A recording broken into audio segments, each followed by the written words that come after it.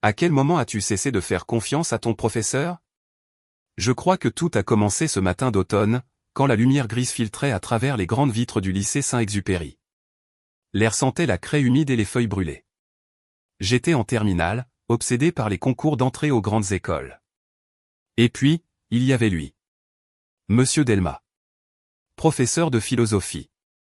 Il n'était pas comme les autres. Sa voix posée faisait taire toute la classe. Ses cours ressemblaient à des voyages à travers les pensées des autres Nietzsche, Camus, Sartre et pourtant, il nous parlait comme s'il connaissait nos secrets. Chaque vendredi, je sortais de la salle avec la tête pleine de questions sur le sens de la vérité, de la loyauté, de la peur. Un jour, il a commencé à me proposer de lire des textes supplémentaires. Je croyais que c'était un signe de reconnaissance, une sorte d'encouragement discret. Il écrivait parfois une phrase au crayon dans la marge, « Méfie-toi de ceux qui te disent quoi penser ». Je trouvais cela fascinant. Mais peu à peu, quelque chose a changé. Les autres professeurs parlaient de lui à voix basse. Certains élèves disaient qu'il avait quitté l'université après une histoire trouble, sans jamais préciser laquelle.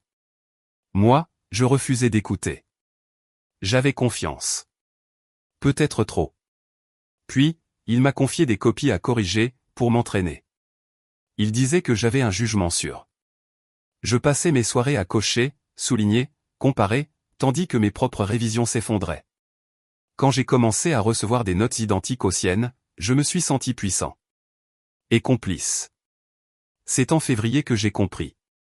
Un mail anonyme circulait parmi les élèves, contenant une photo d'un carnet. Les notes de plusieurs d'entre nous y figuraient, corrigées à l'avance. En bas, une signature reconnaissable, la sienne. Mon nom y apparaissait aussi, entouré d'un cercle rouge. Je me suis souvenu de cette phrase au crayon, « Méfie-toi de ceux qui te disent quoi penser ». Était-ce un avertissement ou une ironie cruelle? Je n'ai rien dit. J'ai assisté à ses cours jusqu'à la fin de l'année, sans jamais lever les yeux. Je savais qu'il comprenait que je savais. Un silence s'était installé entre nous, lourd comme une faute partagée. Le jour du bac, en entrant dans la salle d'examen, j'ai croisé son regard dans le couloir.